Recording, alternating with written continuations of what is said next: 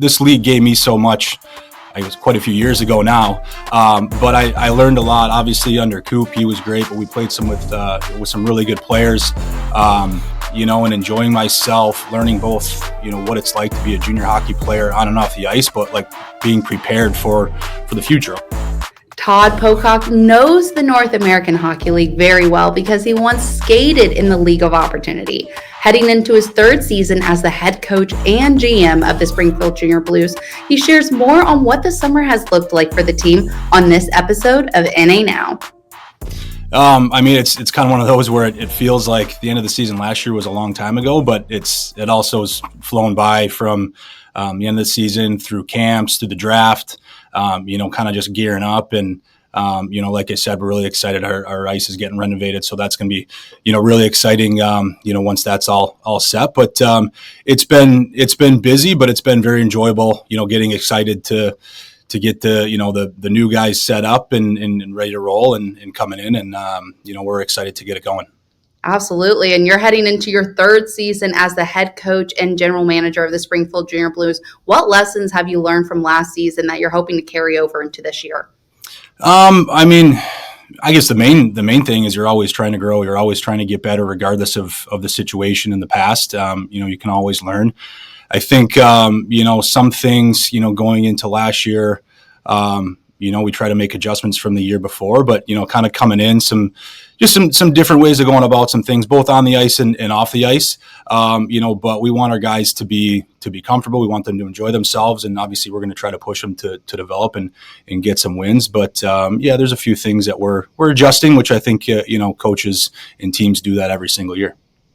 You have a special connection to the North American Hockey League because you once played in the league with the St. Louis Bandits under John Cooper and won a Robertson Cup with that team. How does that firsthand experience kind of shape you as a coach and prepare you as you head into this season?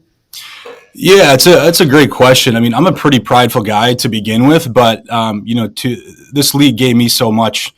I guess quite a few years ago now, but I learned a lot. Obviously, under Coop, he was great, but we played some with some really good players. And enjoying myself, learning both what it's like to be a junior hockey player on and off the ice, but like being prepared for the future. All of our guys, they want to go on and play college hockey, and I learned what it was like to have to gear up for that. And hopefully these guys are able to get a paycheck, after college hockey, down the road. But learning what it takes to win at that level as a player,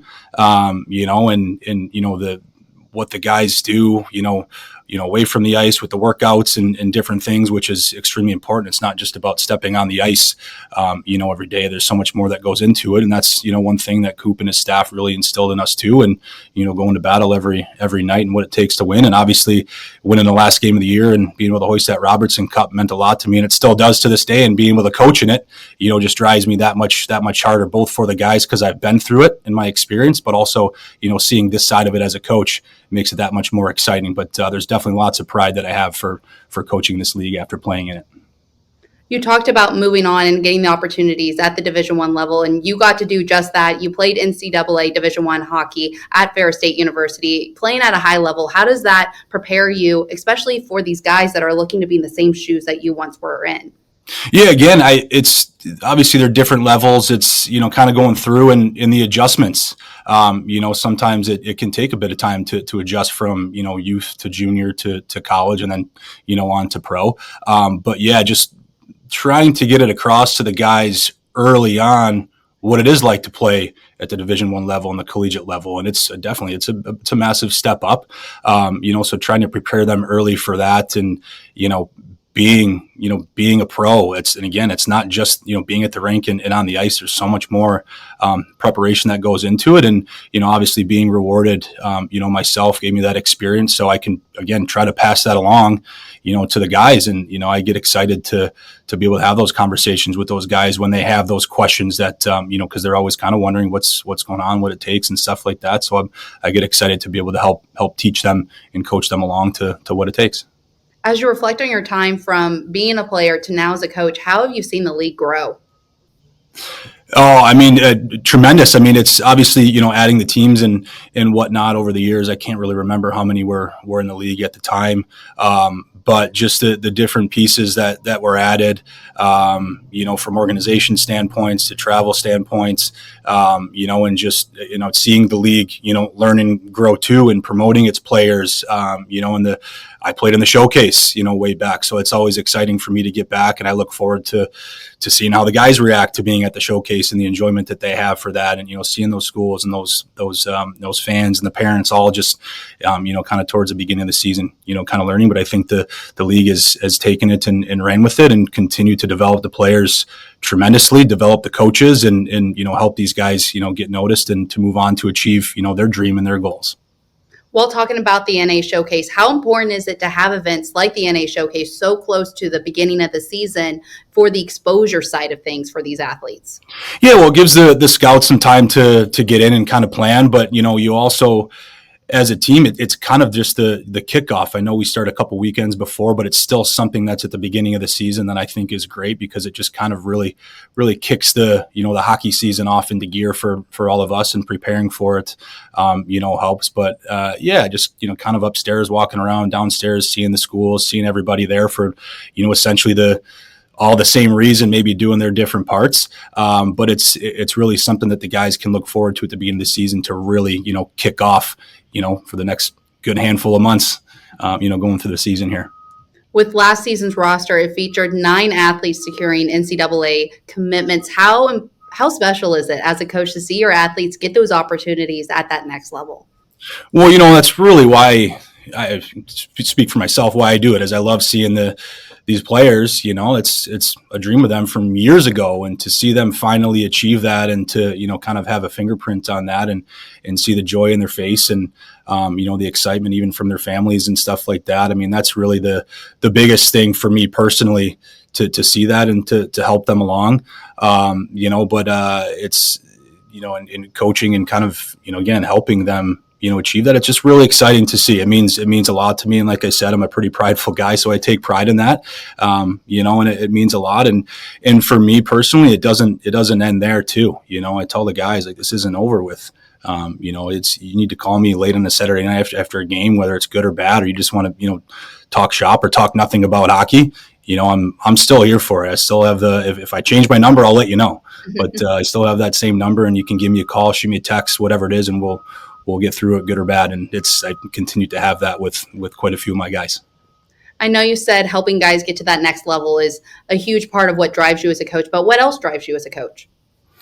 Oh, I mean, I think the obvious is competing. It's still something that's pretty cool that we as coaches get to do for a living, is still competing. You want to win. It's still instilled in us.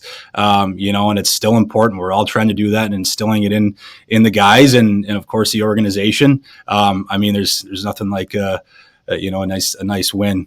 Enjoying that, especially with your players who, enjoy it just as much, if not hopefully more than you do. So, that's one of the biggest ones too, obviously.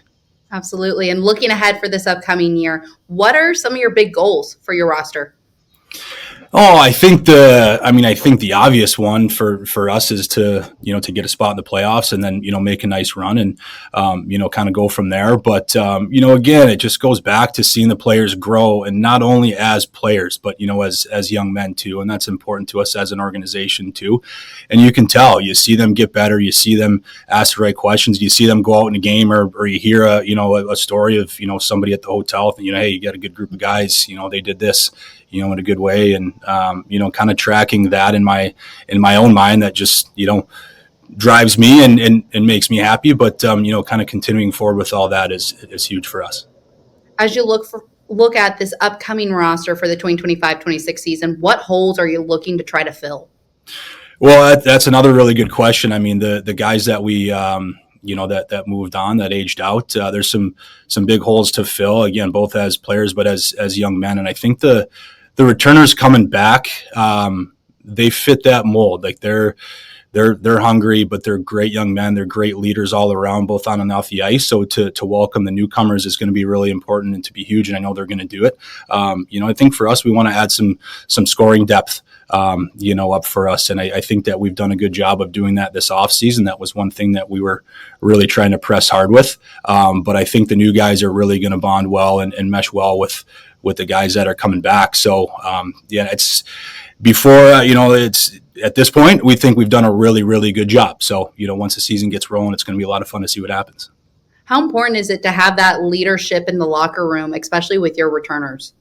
It's very important. The quicker that you can gel as a team early on, the easier that it is for player development, and obviously easier to win games. I always say the better locker room that you have, the better kids you have overall. It just makes it so much easier for that individual development when you love coming to the rink with your buddies, with your brothers, and that individual development makes for better practices, which then makes it easier to prepare for games and helps put wins on the board. So it's very, very important, and that's another thing that I really look into, not just the best talent, but the best young men with good character that we can find too. Right now, the Springfield Junior Blues are the longest running organization in the North American Hockey League. How special is it to be part of an organization that has been such a stakeholder in the league? Yeah, well, it is. It's really important, and I think it's a cool thing to be part of. And the fans here, they're well aware of that, and I make sure to point that out. Every welcome meeting that we have too, because as years go on, the legacy grows on, and the more important that piece becomes. And it's a very, very great thing to know that it's been around for so long and to be part of that history. I mean, there's a lot of really good coaches and players that have come through the organization, and to carry that on is really great, for myself, and exciting for the players. Is there a special tradition or an event that the Springfield Junior Blues put on that people at home need to keep their eye out for? It changes quite a bit every year. We try to not keep everything just the same and kind of come up with different ideas. But just if you're in the building, on a home night, just the excitement from the fans and how passionate they are as a fan base is can be overwhelming, I think, for some teams, and it's pretty cool to be a part of as far as that goes. But I mean, there's a lot of different events that that the staff kind of adjusts and kind of goes from there. But obviously, the home openers are always great, and then we'll do some specialty nights that get everybody going and some different special jerseys and stuff. But you try to keep everybody on their toes. But the fan base, they're a great one there. So very, very happy to be part of that. Well, take us through that fan base. What's the atmosphere like with the Springfield Junior Blues and having those fans, especially being such a huge stakeholder in the community for so long? Well, like I said, they're extremely passionate, and they treat us and the players like it's their family. They have our backs. They're hooting and hollering for us. But what I think is pretty cool from the staff standpoint and looking out and seeing is, it's a very, very kid friendly. There's a lot of young kids who are hopefully up and coming players, that are coming there. There's lots of kids running around, but then obviously you have your regular fans through, their fan base that, have been around for as long as, they've been around. So, to kind of see I guess we'll call it the depth and the age of the fan. It's not just one demographic. It's everybody top to bottom, and it's pretty cool too. As I've lived here longer, I start to meet new people, and getting some new people in who haven't either been to a Junior Blues game in a while, or just have never really seen a hockey game live. I think that's one of the biggest things with hockey is people say, well, it's one thing to watch it on TV, but when you go to the game live, it's a completely different animal, and it's so much fun, and they get so excited. So that's another thing that I really enjoy with the fans, and saying how much fun they have, and rooting for the guys. So it's pretty cool. What do you think players enjoyed the most about being a Springfield Junior Blue?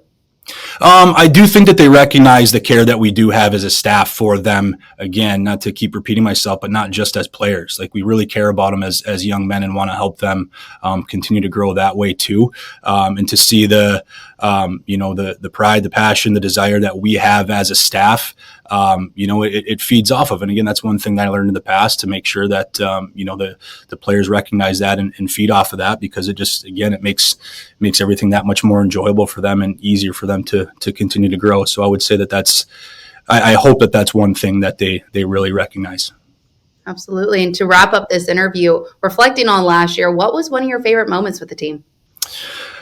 Oh, I mean, there were quite a few. I don't really have one in particular. Obviously, when you go on a run or any type of sweep is great and a lot of fun. But again, just overall, just to see the guys go out and compete and the joy in their face, because the care factor with the guys that we had, this past season was immense. It really was. So the joy in their faces and in the locker room afterwards was great. I know that the returners are gonna carry that on to the new guys coming in. So looking forward to more of that. Absolutely. Well, Todd, thank you for taking the time to chat with me today. We'll see you in a few short weeks at the NA Showcase. Sounds good. Thank you very much.